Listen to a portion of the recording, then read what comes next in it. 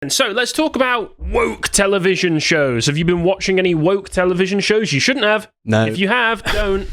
No hate watching. Woke abstinence. No hate watching. You're not allowed. I wanted to find something on Netflix that didn't involve lesbians, and I hit upon Orange is the New Black. And how long did you watch that before you switched it off in disgust? Season. I'm joking. You're like, you know what, actually, some of this lesbian stuff, I can get into this. I support this. No, I think, it's... My missus has watched a lot of Orange is the New Black, and my biggest problem with it is that there is just so many ugly women in it.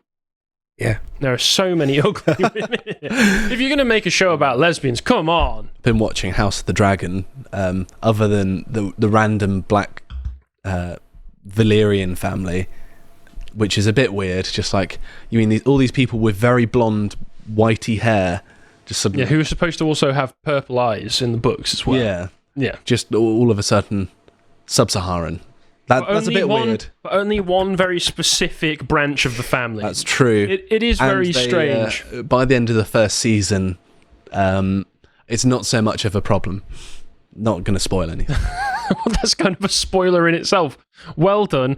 So, I don't really watch any TV anymore, except for stuff that I already know is going to be good, or stuff that I'm aware of that's old. But what I definitely didn't watch was The Acolyte, except for what I was subject to. Bo watched some of this, and he said it was actually painful. You watched all of it. Mr. H Reviews and all the other parts of the Fandom Menace really wanted to do a review of the full series, so Bo decided to tag along for it, and I'd rather him than me. If you love runts, it makes sense. Yeah, but also, you shouldn't give... If you love ranting, it makes sense to watch something like that. You shouldn't give any of your free personal time to these television shows, because you should just look at them, immediately go, well, that's obviously shit, and wait for them to be cancelled, as a lot of them have been recently, including The Acolyte, and there's this Forbes article explaining exactly how it was, why it was cancelled. Because it was crap. No. It comes down to 3 reasons. Some of them, have something to do with it being utterly rubbish. One being low viewership, probably because nobody wanted to watch it. Yeah, only the people who wanted to rant. And the interesting thing was that the viewership itself absolutely fell off a cliff after episode 2. So people watched... Is that watched... the one where they have the lesbian force baby? Or is that episode 3? Yeah, with the power of one and the power of many. Is that power scene? Of one, power of many. That was a lesbian force baby? I thought that they were doing some kind of, chakra... Trust the force, Harry. The term force baby sounds really cursed as well, doesn't it? Yeah, let's move on. And also, here's a shocking statistic. It cost about $630,000 for every minute of screen time. You can pay me $650,000 and I can produce something better than that, just in my house. It had a budget over, I think, 8 episodes of something like $180 million. It's a money laundering exercise, surely. I don't know what you could be talking about. If we go to the next one, we'll see what the star, the Amandla Stenberg... I really don't like her.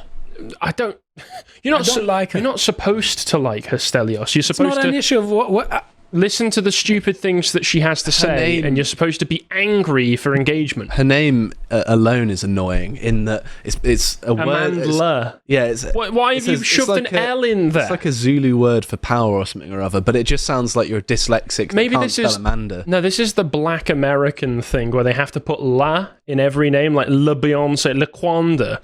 Except these people, the Stenbergs, they decided to innovate a little bit and put it at the end instead. Amandla. There you go. Now we're breaking new ground.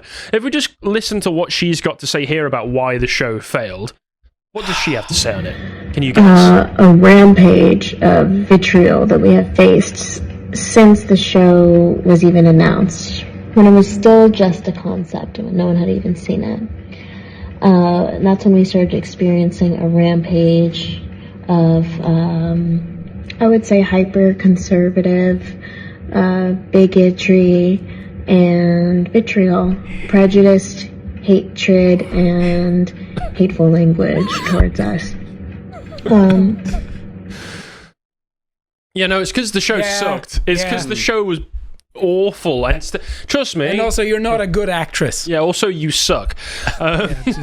You're bad and you should feel bad, basically. There you go. No excuses. There is this that's going on at the moment, which is, I thought this was fake. It's a petition on change.org to renew the Acolyte. Scroll down for me. No, everyone should sign this. No. Wait, let me get to it, because at the time it had 50,000. In the next one, on the actual live page, you can see it's got 60,000 signatures. It is real. And I see what you're doing.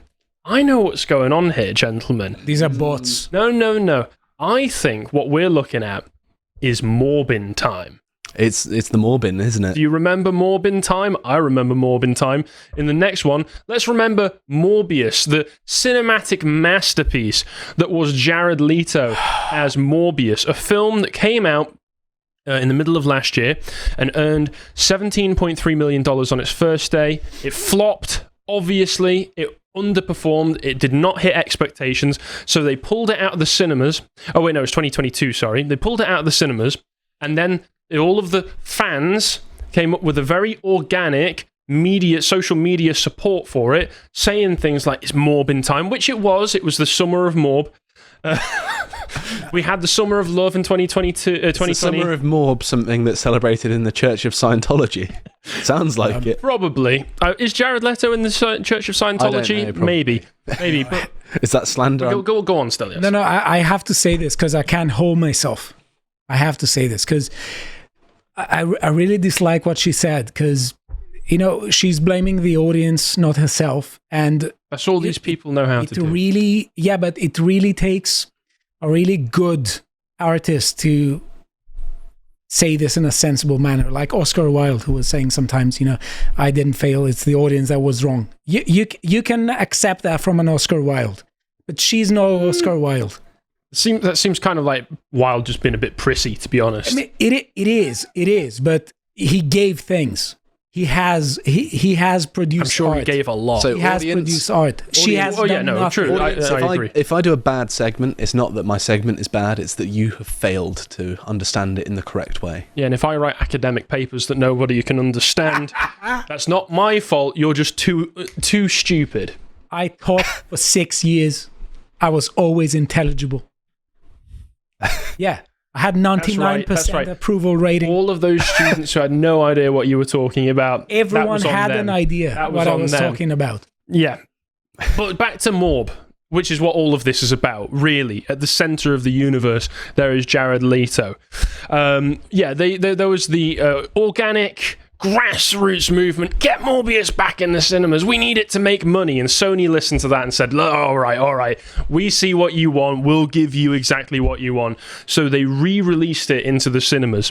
And it made $85,000, $300,000 overall, which was $289 per theatre average, which cost them quite a lot of money for re-releasing it in the cinema.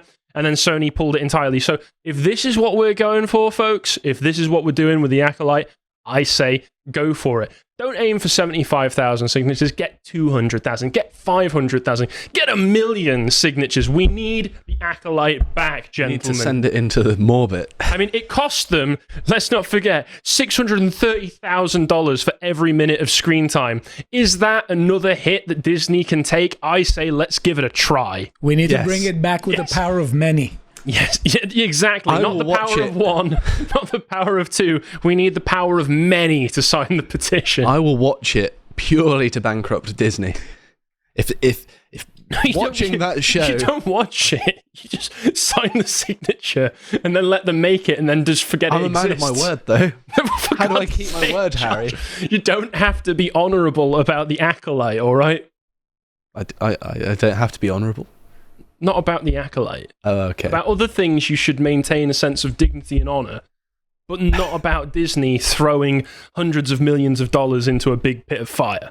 I was going to go out and steal a child's ice cream after this. All right, Mr. Burns. Okay. Anyway, moving on to other television shows that are underperforming and didn't get the viewership they were after. An amazing report was done earlier last year looking at the Lord of the Rings of Power Amazon television series, which also was ridiculously expensive. I think the budget for it overall for $8 episodes was $1 billion. And it was terrible as well. I think it was financed and produced by Dr. Evil. It's the only thing that makes it make sense. It turns out only 37% of viewers actually finished the show. I didn't finish it. You did or didn't? I didn't. You didn't. Well, then there you go. You're part of the 63%. I didn't even finish watching the trailer because I was just like, this is already awful. Neither did I. How dare you? And in the same vein as Amandla, was this the show's fault? Or was this your fault as the audience? The audience No, that was the just show's didn't get fault. I was a member of the audience. Correct, Stelios, correct. But what did Amazon Studios chief Jennifer Salk have to say about it? Well, the desire to paint the show as anything less than a success is just not reflective of any conversation I'm having internally. So the show sucked, nobody watched it, and those who didn't watch it all the way through, but all the conversations you're having in the office are high five saying, good job, folks, we did it. You're delusional. You're absolutely delusional. And she says, well, you know, the second series is a huge opportunity. That first series, it required a lot of setting up. It's because we were just a slow burn show. But you can do set up well. It doesn't have to be boring. It wanted to be Amazon's Game of Thrones, right? Yeah, but Game of Thrones was interesting in the first episode. The first and second series of Game of Thrones are incredible. Probably, I think the first 3 series of that show are the best. And most of those are set up, especially Series 1, especially Tyrion in Series 2. His entire plot is set up for the Blackwater fight, and it's awesome. It's great, and it pays off. But if it's all set up with no payoff, then... Yeah, what did the audience who did watch it have to say? Let's check Rotten Tomatoes. Well, obviously the critics said 87%. Incredible, amazing. No, the audience says 53%. Probably... That's generous. Still too high. Would you say too high, Stelios? That's way too high. Yeah. And there's the other problems that came with Rings of Power, which is modern audience problems, that being the race swapping and bowing into comics. And the next one of the stars, a man called Ishmael Cordova. If we scroll down, we can see, you might recognize him. You probably didn't watch the show, so you'll probably recognize him from the trailer that you might have skipped through. Is he an elf? Yes. You call him what? Don Lemonless. Very clever, Samson, very clever. He said at a convention that there was a big controversy of me being the first elf that wasn't white. I loved that nerve that I pinched, and nobody watched the show, so was it really worth it? I really do. I was so excited to create something new. A lot of people speaking on behalf of Tolkien, I don't know if they understand the spirit of Tolkien, says Ishmael Cordova, who totally understands everything Tolkien was going for. He was writing from an English perspective, and Ishmael Cordova doesn't understand an English perspective. Now, that clearly English. Listen, Tolkien was writing a new mythology for the Anglo-Saxon peoples, as he made clear. We, as Anglo-Saxons, and Stelios, I know you're not included in that, but spiritually, I'm going to give you the Saxon pass. Don't worry. You can part of our shield wall now. It's the G pass. You can say gammon. It's all right. I'm proud of my origins. That's absolutely I'm not like one of those stupid ecophobic people. There you go. And that's very respectful of you. But he said that his work speaks of the times. Again, Tolkien was writing a mythology for the English people, based often on Anglo-Saxon stories and legends. As far as I'm aware, the Anglo-Saxons didn't look like Ishmael. No. They probably looked more like me. Yes. Yeah. But he said it's necessary to revise things and represent and exist. I think a lot of people look at us to affirm their own existence. Talk about saying the quiet part out loud. Good God. He's just said, if we don't look like modern audiences on screen, these people stop existing. They are so bereft of their own individuality and character that they need to get their identity from a television show. If you're that pathetic, you don't deserve any stake in society at all. I agree, but these people can vote. Mm-hmm. These people who, unless they see Black Elf on screen, don't think that they exist, which I don't even think is accurate because, of course, within the urban communities of America, they're huge Dragon Ball fans. Unless they're identifying with Mr. Popo, they're identifying with Goku, who when he goes super, gets green eyes and blonde hair. So what are they identifying with there? But yeah, this is slop. These people snap out of existence like in Avengers or something if they don't get their slop, which is another reason to stop making it. The other thing with the series 2 is that one of the best things that they can say about the main character, Galadriel, young Galadriel, is that she takes up space. What do you mean? She takes up space. What should she be? A waste of space? I mean, if that's all that they can say that she does, then yeah, she might be. Because she takes up space. I don't understand this woke obsession with the idea of, I take up space. All it basically sounds to me like is that you want to justify being a nuisance to the people around you and say that it's some grand political statement that you are loud, obnoxious, and annoying. She takes up space should be a good slogan for the fat positivity movement. That's who I want to see adopting that slogan. I was also thinking, it does make her sound like she needs to lose a couple pounds, doesn't it? Yeah, lay off all the lambus bread. Yeah, and what are the mainstream critics' reviews coming in about the second series now? Well, they're not looking good. Forbes already was not too popular, too enthusiastic about it, but they say his dreadful, jumbled mockery of Tolkien, saying season 2 is, if anything, excuse me, sorry, I'm bringing up bile speaking about it, worse than season 1. I've read some reviewers complain that this is all too dense. They're missing out on the story, they opine, because they're not familiar enough with Tolkien's lore. I'll tell you what is dense. The people who wrote the thing. Yeah, but nothing here is even remotely based on Tolkien's lore beyond the vaguely Middle-earth setting and some familiar characters. Yes, because it's a mockery. I first read Lord of the Rings when I was 9, in 1999, and it was just a holy experience. And I think that this is sacrilege. It is. It's a mockery, it's a subversion, it's a humiliation of the source material, which again is why you shouldn't watch it, even for hate views. In the next one as well, The Guardian, even The Guardian are saying, I know we're woke, I know we're an awful lefty rag, but even we can only give it 3 stars. So I think we should view this, it being sort of Anglo-Saxon mythology, something that the Anglosphere loves. This should be like drawing the Prophet Muhammad to Muslims for us. That's how we should approach this. I'm not... I don't know how to continue from that, so I'm just going to leave that hanging. Let it sit, yeah. Leave that hanging and move on. Of those who have decided to torture themselves watching this, the Critical Drinker is one, and he came up with a handy-dandy little index of some of the worst lines that he's seen in the show, heard so far in the show, including things like, he played me like a harp, but the melody was not one of my choosing. They're plagiarizing gay porn, aren't they? This doesn't sound particularly consensual, does it? I think that's the point. One does not need the eyes of an eagle to see that your thoughts have strayed far from this place. Oof, slam dunk. And like an ember that has been too long removed from a fire, our people must return to their home. Do these people know what embers are? That's a very long-winded analogy. Next line, you're tearing me apart, Lisa. It's Tommy Wiseau, a consultant writer on this.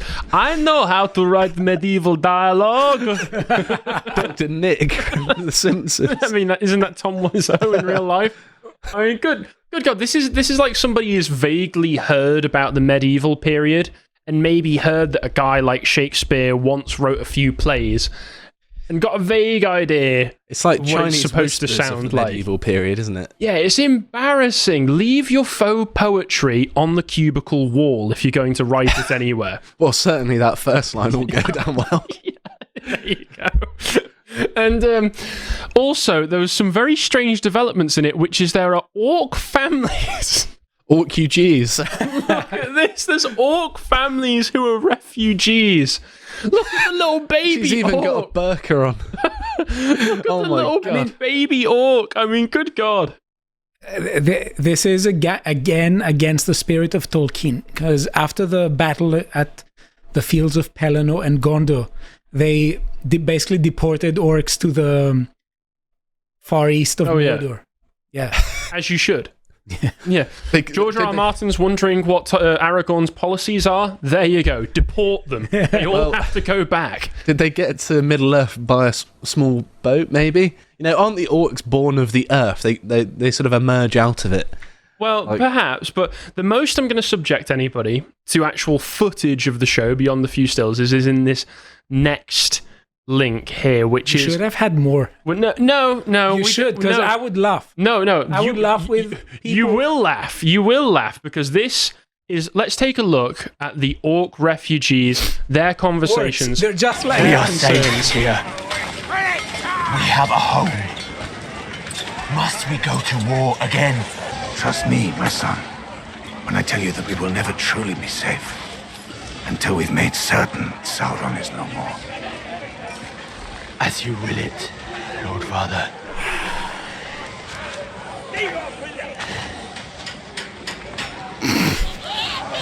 Look at this now.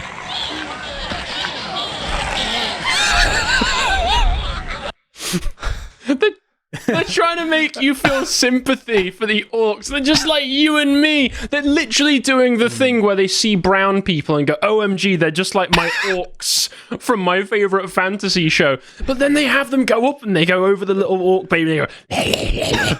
and the audience is supposed to be there crying. Oh my, they're going to have a storyline where the orc is sort of just like a perfectly normal person, and then as soon as he gets into his job role, he's doing all of the orc stuff. Eating people, burning and pillaging. And then he comes back and he's just like, But he's also going to have a presidential dog. Yeah, he's swirling a thing of whiskey, just like, I hate my job. Oh, it was a rough one at work today, honey. Oh, don't you want to come and look at little baby orc? Yeah, of course. And they spit their tongues out at it. Oh Orcs just want a safe place to raise their kids, be evil, and practice it. Orc lives matter.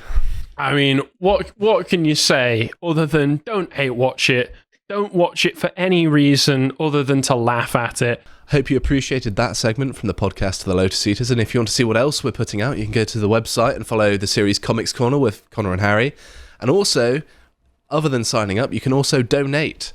And if you want to see all of the other things we're putting out, you can follow us on Twitter. Thank you for watching, and goodbye.